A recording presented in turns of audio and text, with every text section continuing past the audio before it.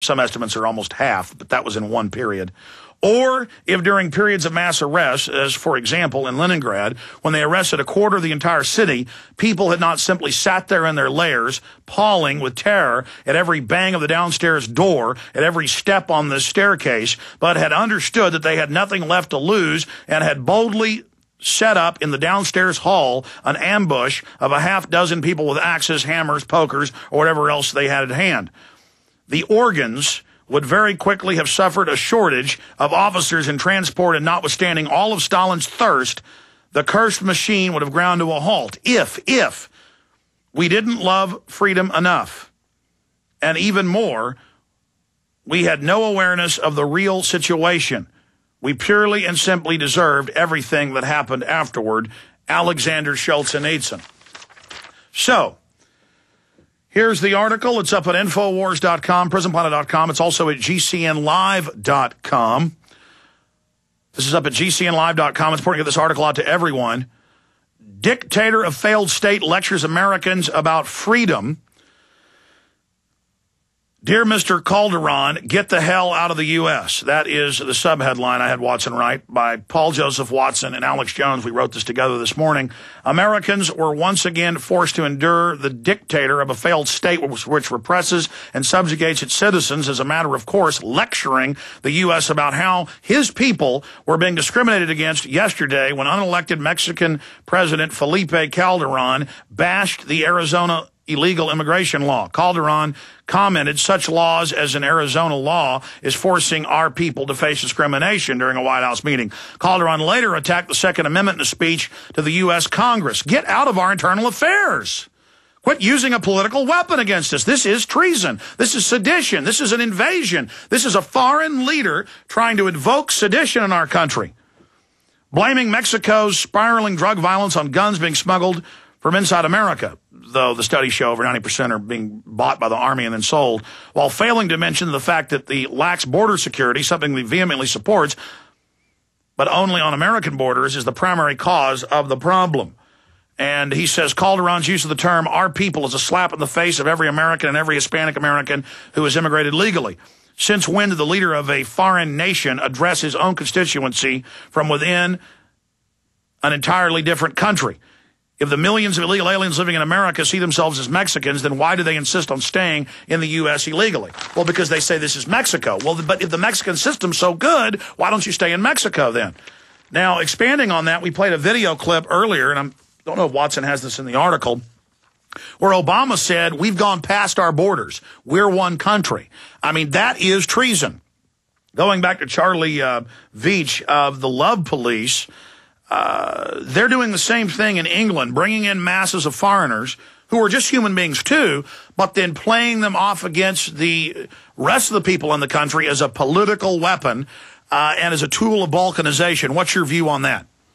Absolutely, Alex. I'm happy you brought that up because in many of my films, many of the commenters notice how the most aggressive physically people are the non-native British. And as you say, they're human beings as well. But these are people from Rwanda or from Sudan or from Serbia, Bosnia, who've been through a war zone. And now they've been given a police community support officer with police powers uniform. And they are violent. I've never had a native gentleman Englishman, policeman hit me. But I have had security thugs from Eastern Europe and from Africa, you know, God bless them, but let me just interrupt again. I had a member of parliament on a few months ago, and he admitted that over half of the CPS workers kidnapping kids are foreigners as well who can't even speak English. So we know what this is. Bring in foreigners, give them uniforms, make them the military and the police, and they'll do whatever they're told.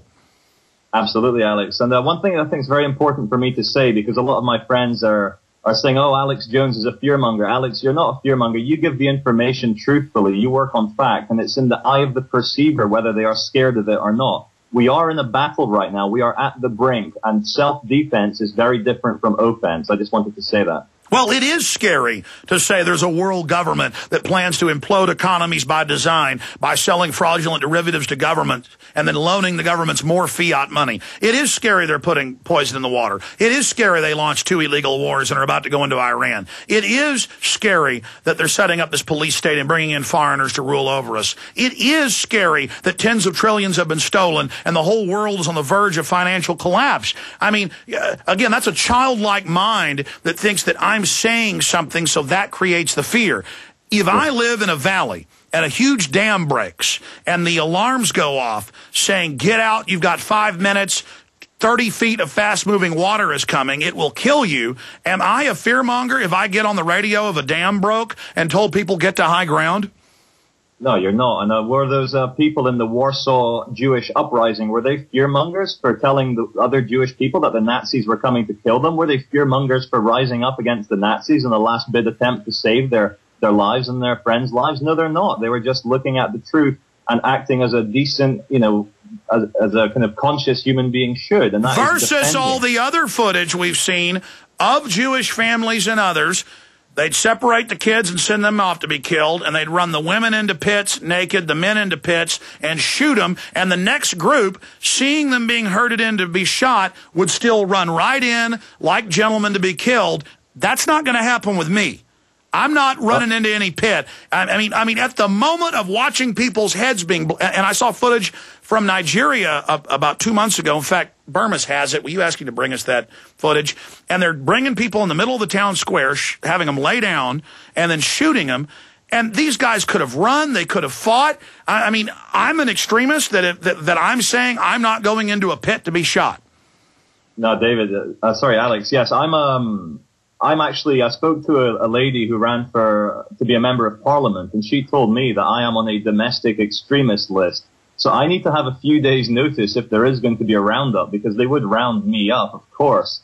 And just like you, I would also do everything I could right now, because in Britain we do not have big trains taking people away to camps. So right now the best way I can see us fighting this is just to raise awareness and raise the consciousness, raise the humanity in people. No, they just slowly arrest people and then you get processed into the jail.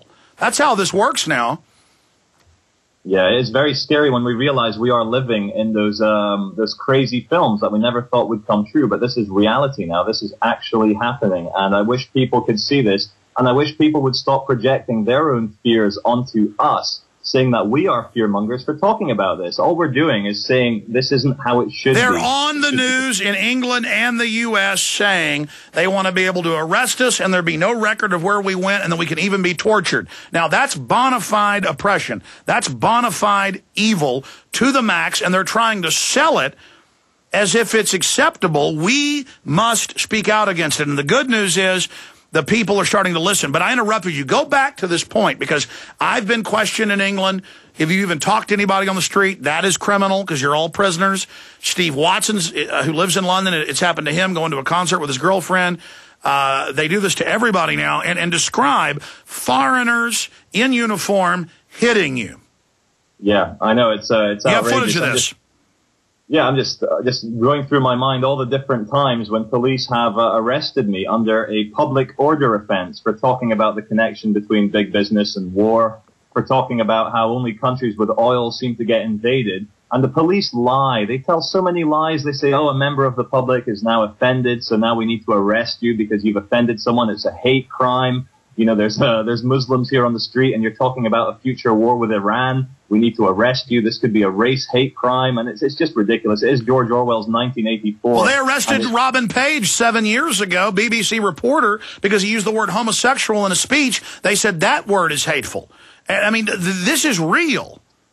I know. It blows my mind, Alex, but all we need to do is just keep doing what's right with zero compromise. And when you do what's right, the universe will help you. And for me, what is right is defending freedom. It's defending that human spirit, which will not bow down. And I will not bow down before any other man because I'm a sentient, free human being. So they can bring all they want, but it's not going to work with me. And my job is just to make sure other people realize that they are free in their minds. It's just the physical world, which is the challenge. And they need to make sure they're free in the physical world as well.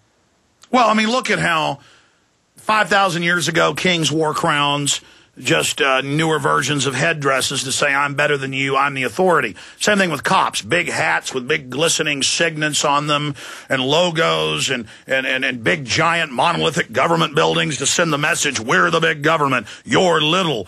They send that message by design to separate the government from the people, but specifically, and I've seen the videos of this, I've seen it in New York with We Are Change.